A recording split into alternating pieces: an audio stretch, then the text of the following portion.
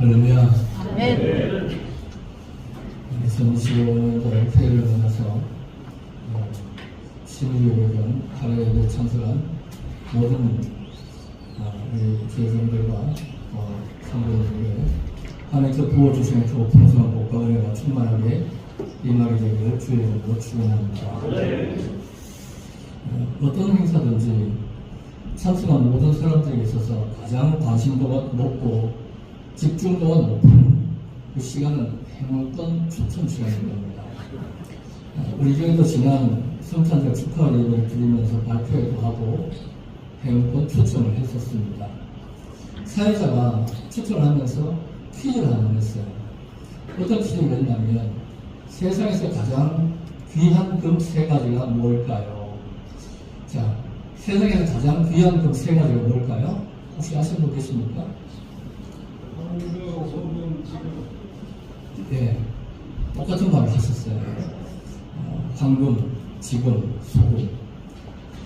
그런데 이 답은 19세기 답인 줄 알고 계십니까? 어떤 목사님께서 세미나를 갔는데 강사 목사님이 문제를 냈어요. 그러니까 세미나를 하면서 이런 얘기를 했습니다. 세상에서 가장 귀한 금 세 가지가 뭡니까? 혹시 아십니까? 강사 목사님이 지금, 황금, 소금. 그런데 이제 목사님이 너무나 이 말씀 듣고 큰 은혜를 받았어요. 그래서 사모님에게 문자를 보냈습니다. 여보, 세상에서 가장 귀한 금 세 가지가 뭔지 아세요? 보냈는데 답이 왔습니다. 뭐라고 답이 왔냐면 지금, 현금, 입금. 그래서 이제 목사님이 답을 꼭 보냈어요. 뭐라고 보냈을까요? 지금, 현금, 송금. 돈 좋아합니다. 저도 돈 좋아합니다. 뭐니 해도 돈이 최고죠.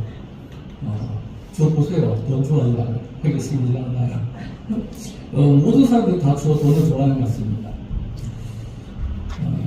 그리스도인들도 가장 은혜로운 표정을 지을 때가 언젠가 하면 바로 현금이 드는 봉투를 받을 때인 것 같습니다. 그런데 말입니다. 디트리트 본헤프는 나를 따르라, 나우 폴게라는 책에서 이런 은혜는 값싼 은혜라고 말합니다. 값싼 은혜는 예수를 믿고 복받고 돈 많이 벌고 건강하고 소원 성취하고 무병장수합니다. 이게 값싼 은혜라고 합니다. 예수를 믿고 우리들이 사모할 은혜는 이런 싸구려 은혜의 노구가 있어서는 안 되는 것입니다. 더 비싼 은혜를 알아야 됩니다. 이것을 가르쳐서 본해프는 값비싼 은혜라고 말합니다.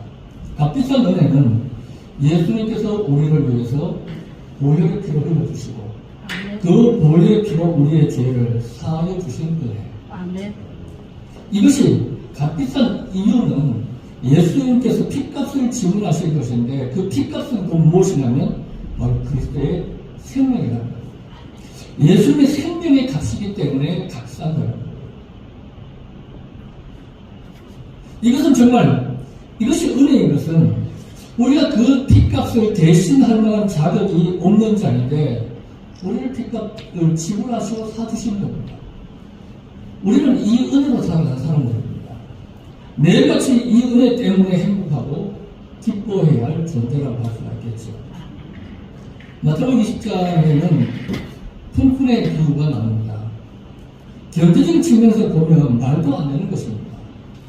12시간 동안 떼약 끝에서 힘들게 일한 사람과 또 해가 서산으로 뉘어 넘어갈 시간에 포도원에 들어가서 1시간 일한 사람 모두 똑같이 한 대답으로는 받습니다. 제일 늦게 들어온 사람은 하루 종일 빈둥거리다가 포도원에 들어왔는데 이것은 추수전에 어쩌면 게으르고 무능한 사람들이나 할 이런 이유가 있을 것입니다. 게다가 이 늦게 들어온 사람은 잘 보이려고 따로 더 힘든 일이라든지 더 많은 일을 하는 것도 아닙니다. 그런데 그들이 품삯을 받는 것을 보고 아침 일찍 들어와서 하루 종일 일한 사람이 큰 충격을 받지요. 어떤 주인이 제정신으로 하루에 1시간 일한 사람과 12시간 일한 사람에게 똑같은 값을 주겠습니까?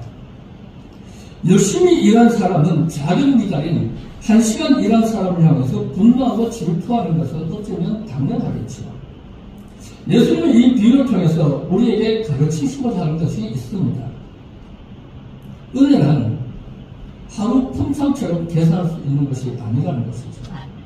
은혜는 1등이냐 꼴찌냐를 따지지 않습니다. 은혜는 산수가 아닙니다. 은혜는 하나님의 선물로 받는 것이지 노력의 대가로 받는 것 아닙니다. 우리는 이런 은혜를 입은 사람들입니다. 야곱처럼 우리가 약속하지만 우리를 하나님의 백성으로 삼아주셨고 우리의 생각과 행동은 아버지를 떠난 탕자와 같은 존재이지만 하나님은 우리를 사랑하셔서 하나님의 자녀로 인쳐주셨습니다. 이 모든 것이 하나님의 은혜가 아니면 절대로 해석될 수가 없을 것입니다. 우리는 말로 설명할 수 없는 하나님의 은혜로 하나님의 자녀가 되었고 하나님의 백성이 되었고 구원받은 천국의 시민이 되었습니다. 노블리스 오블리자라는 말처럼 신분에는 의무가 따르는 것처럼 하나님의 은혜를 받아서 하나님의 자녀가 된 자들은 하나님께서 원하시는 그런 아름다운 삶의 열매를 맺으며 살아야만 할 것입니다. 본문에서 예수님은 포도나무 비유를 통해서 우리가 열매 맺는 삶이 되기를 원하시는 것을 알 수가 있습니다. 열매 맺는 삶이 되기 위해서 첫 번째 조건은 예수님께 붙어 있어야 한다는 것이겠죠. 가지가 포도나무에 붙어 있을 때 비로소 열매를 맺을 수가 있습니다. 여기 포도나무는 예수님을 가리키고 가지는 성도를 가리킵니다. 예수 믿고 영접하면 주의 은혜로 예수님과 신비한 생명의 관계가 맺어지기 시작하죠. 그리스도인들은 그리스도에게 붙어있는 사람입니다. 그리스도인들은 주님을 떠나서는 열매를 맺을 수가 없습니다. 본문 8절의 말씀을 보면 너희가 열매를 많이 맺으면 내 아버지께서 영광을 받으실 것이요 너희는 내 제자가 되리라 라고 하셨습니다. 하나님은 하나님의 은혜로 구원받은 우리에게서 열매를 잡으십니다. 새해를 맞아서 3년에 349개 교회마다 구원과 성장의 열매가 있는 교회들이 되기를 주의 이름으로 축원합니다. 구원과 성장의 역사가 있는 교회가 되기 위해서 올해 이런 열매를 맺는 3단년의 교회들이 되기를 원하여서 이 말씀을 드립니다. 첫째로는 기도에 열매를 맺는 교회가 되었으면 좋겠습니다. 농해 빈센트 필 목대 박사가 한 연의 간증을 듣게 됩니다. 소아마비로 날 때부터 불필요한 가족을 힘겹게 살아가면서 어려운 시간들을 어떻게 극복해냈는지 진솔한 간증의 시간입니다. 그 간증을 들은 필 박사는 인간에 대한 무한한 경외심을 느끼게 됩니다. 그 여행에서 진지한 마음으로 질문합니다. 자매님, 인생을 어떻게 그렇게 위대한 승리로 이끌어갈 수가 있었습니까? 그 비결은 무엇입니까? 그래서 여인이 대답합니다. 박사님, 저에게는 비밀 전화가 한 대 설치되어 있습니다. 이 전화는 직통전화입니다. 어렵고 암담하고 절망이 올 때마다 저는 직통전화를 사용합니다. 그 직통전화가 저를 옥두서게 만들었습니다. 필 박사가 궁금한 마음이 들어가지고 물어봅니다. 그 직통전화를 보여줄 수 있습니까? 그러자 여인이 미소를 지으며 말하기를 예레미야 33장 3절의 성경 말씀이 제가 소개하고 있는 직통전화입니다. 예레미야 33장 3절 어떤 말씀인지 다 잘 아시죠? 다 같이 한번 해볼까요? 시작. 너는 내게 부르시자 내가 내게 응답하겠고 내가 알지 못하는 그거 은밀한 일을 내게 보이리라. 아멘. 문제가 생길 때마다 필요한 일이 생길 때마다 이 번호로 직통전화를 하나님께 연결하면 하나님께서 적절할 때 필요를 따라서 즉각 응답해 주셨습니다. 그리고 알지 못할 그 은밀한 일, 그 하나님의 기회를 나에게 보여주셨습니다. 반드시 응답해 주시는 말씀을 붙잡고 하나님께 기도드린 것이 여인이 인생 성공의 비결이었다는 것입니다. 본문 7절 말씀을 보면 너희가 내 안에 가고 내 말이 너희 안에 가면 무엇이든지 원하는 대로 구하라. 그리하면 이루리라. 살다 보면 어렵고 힘든 일과 우리의 힘으로 해결할 수 없는 일들이 산더미처럼 쌓입니다. 그럴 때마다 하나님께 기도함으로 문제를 풀어갈 수가 있습니다. 기도는 하나님의 성도들에게 주시는 최고의 복입니다. 기도는 통로를 통해서 나를 변화시키고 성숙한 사람으로 만들어갑니다. 기도야말로 승리의 길로 인도하고 탄탄대로를 열어주는 비결이기도 합니다.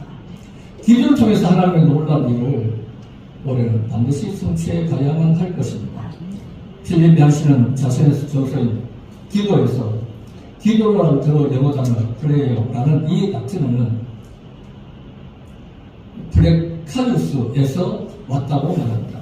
그런데 이 단어의 기본 뜻은 불확실한 상황이라고 합니다. 기도는 항상 하는 것이지만 상황이 불확실하고 위험한 순간에 더욱더 하는 것입니다. 전능하신 하나님은 불확실하고 위험한 상황도 해결해 줄 수 있는 분이기 때문입니다.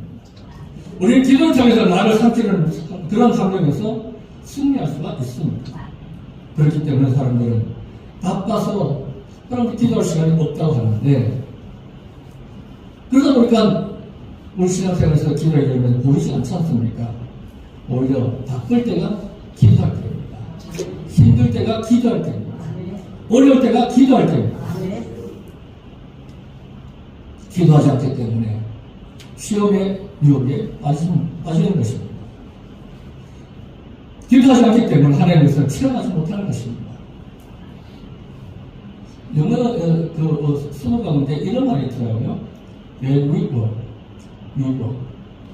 When we pray, God work. 우리가 일하면 우리가 일하지만 우리가 기도하면 하나님이 일하십니다. 그렇기 때문에 우리가 기도를 멈추고 말고 기도의 열매를 우리가 기도를 통해서 맺게 될 때에 이것을 통해서 교회마다 더욱더 부흥하고 성장되어지는 역사가 나타나지 않겠습니까? 2025년도에는 교회마다 기도의 풍성한 열매로 함께 영광 돌려드리는 은혜가 있어지게 되기를 주의 이름으로 축원합니다.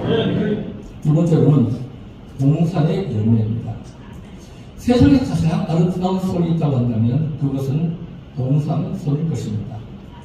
복음서에 똑같이 나오는 오병이의 기적은 네 복음서를 합해서 이해를 해보면 이 기적이 일어난 곳이 어디다? 베세다 언덕이다. 또 물고기 2마리와 벌떡 5개를 바친 사람이 누구다? 어린아이다 라는 알 수가 있습니다. 이 언덕에는 여자와 아이를 제외하고 남자 스님만 5,000명이 있었지요. 그런데 이 많은 사람 가운데서 도시락을 준비해왔던 사람이 그 도시락을 준비하면서 준비성이 많았던 사람이 이 무명의 어린아이 한 사람이었을까요? 분명 어느 가운데서도 도시락을 준비한 사람이 있었을 것입니다. 그런데 그 아까운 도시락을 제자들에게 선뜻 내어놓을 수 있었던 사람은 어린아이 한 사람이었습니다. 이 아이는 세상 물정을 모르고 순진해서 도시락을 내놓은 것일까요? 이 물고기 2마리와 벌떡 5개가 이 주위 많은 사람들에게 얼마나 소용이 되겠습니까? 이 물고기와 벌떡 5개가 얼마나 놀라운 기적으로 이 많은 사람들에게 배를 채워줄 수가 있겠습니까? 그러나 이 성김과 봉사의 손길로 인해서 줄이고 또 지쳐있는 이 사람들에게 배를 잔뜩 채워주고 세인을 높게 만들고 또 12광대밖에 남게 되는 이런 기적이 나타납니다. 우리 교회마다 이런 어린아이처럼 내 것을 선뜻 내놓고 희생할 수 있는 이런 봉사의 열매가 많이 맺혀지는 교회들이 되었으면 합니다. 저는 올해 희망봉사단을 활성화시킬 계획을 가지고 있습니다. 3만년뿐만 아니라 전국적인 봉사의 손길이 필요한 곳이 있다면 희망봉사단을 꾸려서 달려가서 봉사활동을 해주며 또 뿐만 아니라 독거노인들의 청소와 또 목욕봉사, 원동기 농촌일선 복지, 또 하천변의 풀베기와 정화사, 또 해수욕장의 쓰레기 수거, 또 수재나 화재가 나는 곳에 가서 복구작을 직접적으로 몸으로 도와주는 이런 일들을 적극적으로 하려고 합니다. 이것은 3만년의 위상을 높이고 하나님께 영광을 돌려드리는 아주 중요한 일이 될 것입니다. 그리스도인들의 생활 가운데서 가장 느긋한 일이고 자긍심을 갖는 것이 있다고 한다면 그것은 바로 남을 위해서 섬김과 봉사의 일을 할 때일 것입니다. 연예적으로는 희망봉사를 통해서 봉사활동을 강화할 것이고, 교회는 교회대로, 또 교회 주변의 길거리 청소나 물을 걷기, 또 교회가 봉사할 수 있는 이런 일들을 찾아서 강화해 나간다고 한다면, 교회는 지역사회에서 이미지를 쇄신시키게 될 것입니다. 교회 부분의 초석을 놓는 일이 될 것입니다. 교회와 사회와 정치고는 도움할 수 없습니다. 제가 대구에 목회하는 아주 사랑하는 후배가 하나 있는데, 그 후배 목사님의 교회는 그렇게 크지 않습니다. 근데 지역사회와 함께 호흡하며 또 섬기며 그리스도의 복음을 전하는 이런 모습을 보면서 비록 저보다 후배고 나이도 적지만 참 존경스러운 마음이 생기더라고요. 저는 이것이 목회다, 이렇게 삶으로 보여주는 목사님이라고 생각됩니다. 이런 교회들이 삼남면의 교회가 많아졌으면 하는 것이 저의 소망입니다. 고린도후서 2장 9장 12절에서는 이 봉사의 직무가 성도의 부족한 것을 보충할 뿐 아니라 사람들이 하나님께 드리는 많은 감사로 말미암아 넘쳤느니라. 하나님의 뜻을 따라서 봉사하는 것은 헛되지 아니한 수고입니다. 세상에 수고하는 것은 투자 아니면 투기입니다. 그런데 투자가 투기는 반드시 보장을 받는 것 아닙니다. 실패하거나 손해를 하지요. 그러나 하나님을 위한 수고는 아름다운 결과가 보장됩니다. 하나님께서 기억하시기 때문에 그렇습니다. 하나님의 봉사는 반드시 하나님께서 보상을 주십니다. 언더도 선교사는 한국 땅에서 이렇게 기도했습니다. 주여, 지금은 아무것도 보이지 않습니다. 예배당도 없고 학교도 없고 경제와 의심과 멸시와 천대함이 가득한 이곳이지만 이곳이 머리 알아서 분통의 땅이 되리라고 믿습니다. 주여, 오직 제 믿음을 붙잡아 주옵소서. 하나님은 그 봉사와 헌신을 기억하시고 마침내 한국 땅에 교회들의 큰 부흥의 역사를 이루셨습니다. 그러므로 아낌없이 봉사하는 그리스도인들이 되셔야 합니다. 우리가 봉사의 열매를 통해 정상적으로 신앙이 성장해야 하겠지요. 올해는 희망봉사를 활성화해서 대사회봉사활동을 강화할 것입니다. 성도들이 그리스도인으로서의 이 자부심을 가장 높일 수 있는 것은 바로 봉사활동입니다. 교회는 교회대로 봉사활동에 힘써야 할 것이고, 연애는 연애대로 봉사의 열매를 맺어서 삼남면을 구성하는 이곳에 하나님의 영광을 크게 나타내는 25년이 되기를 주의 이름으로 축원합니다. 그리고 세 번째로는 전도의 열매를 맺는 교회들입니다. 엘라이자 패스는 성공적인 의사요, 또 평신도 지도자였습니다. 특히 전도의 사명을 느끼며 병원에서 환자들을 전도하면서 언제 어디서나 자신의 존재 이유를 복음 전도라고 고백했습니다.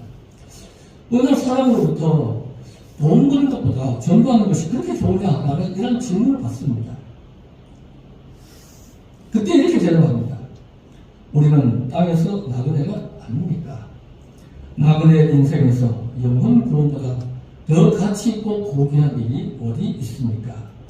전도는 천사도 흠모할 일입니다. 전도는 천사도 흠모할 일이다. 그러니까 옆에 있던 부인이 천사도 흠모할 만한 일, 이 말에 감동을 받고 남편의 이 말을 실어서서 자신이 작곡하겠다고 그렇게 이야기를 합니다. 부인은 음악을 전공한 사람이었습니다. 그래서 그 부부의 고백대로 탄생된 찬송가가 508장입니다. 우리가 지금은 나그네 되어도 화려한 천국에 머지않아 가리니 이 세상 있을 때 주 예수 위하여 우리가 힘써 일하세 주 내게 부탁하신 일 천사도 흠모하겠네. 이 찬송가 그렇게 탄생합니다. 그런데 60을 넘기면서 파트타임이 아닌 풀타임으로 자신의 전 시간을 들여서 복음을 전하고 싶은 이런 마음을 전투다 못해서 나중에 목회를 하게 됩니다. 목회를 하다 보니까 돈을 더 이상 많이 벌 수가 없었습니다. 그렇지만 복음 전하는 그 감격으로 구인진, 콜로라도, 덴버 침례교회에서 심사 대신 이 찬송가를 부르게 됩니다. 그런데 부인은 지금 얼마 되지 않아서 부인이 교통사고로 소천을 하게 됩니다. 장례식에서 누군가 이렇게 물어봅니다. 목사님, 목사가 되고 후회하지 않습니까? 목사가 안 되고 오히려 의사가 있었다고 한다면 부인이 일찍 죽지 않았을 수 있지 않겠습니까? 그때 캐슬 목사님이 대답하기를 제 아내는 우리가 지금은 나그네 되어도 찬송을 작곡하면서 이런 말을 했습니다. 나그네 인생길에서 전도자의 곁에 머문다는 사실이 저에게 행복이라고. 혹시 자신이 먼저 세상을 앞서가는 일이 있으면 하늘에서 변함없이 응원자가 되어서 복음의 증인이 될 것입니다. 그렇게 얘기를 했다는 거예요. 그리고 그녀의 장례식에서 해준들은 이 찬송가를 불러줄 것을 요청합니다. 우리가 지금은 나그네 되어도 화려한 천국에 모자라가리니 이 세상 있을 때 주 예수 위하여 끝까지 힘써 일하세요. 주 내게 부탁하시길 천사도 흠모하겠네. 화목케 하시는 주님의 말씀을 온 세상 널리 전하세요. 우리에게 필요한 열매가 뭡니까? 하나님께서 부르실 때까지의 전도의 열매가 필요합니다. 디모데후서 4장 5절에서는 그러나 너는 모든 일에 신중하여 고난을 받으며 전도자의 일을 하며 내 직무를 다하라. 이렇게 말씀합니다. 현재 여러분의 관심사가 무엇입니까? 영원하지 못한 것에 관심을 쏠려서 영원한 것을 제대로 보지 못하고 있지 않습니까? 자기중심적인 것, 이익에 관심을 쏠려서 주변에 죽어가고 있는 이런 영혼들에 전혀 관심을 두고 있지 못하는 모습은 아닙니까? 영원하지 못한 것에서 영원한 것으로 관심을 바꾸고 죽어가는 영혼을 위한 그 안타까움을 회복하고 또한 잃어버린 그 영혼들에 대한 희생의 모습을 통해서 우리가 전도를 해서 전도의 의미를 내려야 되지 않겠습니까? 아까 동장님 저 주도하실 때 전도가 안 된다 하는 그 사탄의 그럴 때에 우리가 넘어가고 있지 않습니까? 이 경상도 땅에는 어쩌면 교도 인구가 10%도 되지 않지 않습니까? 그만큼 우리에게는 황금무장이라는 얘기고 믿지 않는 사람들이 많아서 도움을 전해야 될 사람은 그만큼 많다는 것입니다. 교회 목적이 뭡니까? 교회 부흥이 목적입니까? 영혼 구원이 목적입니까? 교회 부흥이 교회 목적이라고 생각한다면 목적 잘못된 것이라고 할 수가 있겠죠. 영혼 구원이 목적이 되어야 합니다. 영혼을 구원하여 교회를 채우면 교회 부흥은 저절로 되는 것 아니겠습니까? 하나님은 우리와 교회에서 영혼 구원의 열매를 찾고 계십니다. 교회는 끝까지 손을 뻗쳐야 합니다. 세상이 주어야 할 그 복음을 우리가 내 손에 가지고 있기 때문에 그렇습니다. 그러므로 영혼을 사랑하는 마음으로 2025년도는 전도의 열매를 맺어서 3년의 교회들마다 부흥의 복이 임하시기를 주의 이름으로 축원합니다. 밭을 망치는 가장 손쉬운 방법은 뭘까요? 어떻게 하면 밭을 아무 힘을 들이지 않고 망칠 수 있을까요? 아무것도 하지 않는 것입니다. 금세 잡초가 생기고 땅은 굳어지고 순식간에 황무지로 바뀔 것입니다. 교회를 망가뜨리기 가장 손쉬운 방법은 뭘까요? 아무것도 하지 않으면 됩니다. 지옥에 가는 가장 손쉬운 방법은 뭘까요? 아무것도 하지 않으면 됩니다. 가만히 있으면 저절로 갑니다. 예수를 믿는 결단이 없으면 죄에서 돌이켜 하나님께로 오는 시간이 없이 가만히 있으면 저절로 갑니다. 그런데 밭에서 열매를 거두면 가만히 있어서 안 되는 것이죠. 교회를 살리려면 가만히 있어서 안 됩니다. 영혼을 구원하려면 주님 앞에 나와야 하고 또 복음을 전해야 하는 것입니다. 새해에는 내가 원하는 열매를 맺기보다 하나님이 원하시는 열매를 그 맺는 일을 우리는 최선 다해 할 것입니다. 우리 영혼의 열매에 관심을 두어야 할 것입니다. 영혼을 깨우는 기도의 열매를 드려야 할 것입니다. 영혼을 사면 공세의 열매를 우리 성전에 모든 교회가 드려야 할 것입니다. 그리고 영혼을 구하는 전도의 열매를 하나님께 드리는 삼남열의 모든 교회와 성도들이 됨으로 말미암아 교회를 등하고 성도들 행복을 신앙생활하고 이러는 전도들이 세워져가는 2025년이 되어지게 되기를 주의 이름으로 축원합니다. 제가 설교하다 보니까 눈을 감고 계시는 분들이 계시더라고요. 은혜가 되셔서 눈을 감고 계시는지, 아니면 하나님 만나러 가셔서 눈을 감고 계시는지, 저는 잘 알지 못하겠지만, 분명 제 말씀 속에 하나님께서 은혜를 역사하실 줄 믿습니다. 가슴을 뜨겁게 함으로 말미암아 이런 은혜를 맺고자 최선을 다하며 달려가기 힘쓰게 되는 우리 모든 사모님의 429개 감리교회와 또 34,244명의 감리교회 성도들이 되어서 올해는 우리가 멋지게 하나님께 임한 도전이고 3단계를 부어드리는 것을 우리 3단 감리교회 전체에 보여줄 수 있는 이런 해로 만들어가게 되기를 주의 이름으로 축원합니다. 기도하겠습니다. 은혜가 많으신 하나님 아버지, 2015년을 주신 하나님께 감사와 영광을 돌려드립니다. 아버지 하나님, 2025년도에는 우리 사단에 소속되어져 있는 429개의 감리교회와 또 500여 주의 종들과 34,244명의 우리 감리교회 성도를 주님께서 기억하셔서 더욱더 성전의 교회에서 충성하며 봉사하며 헌신하며 교회를 살리고 교회를 부흥시키는데 한마음 한뜻이 되어질 수 있도록 하나님 도우시고 역사하여 주옵소서.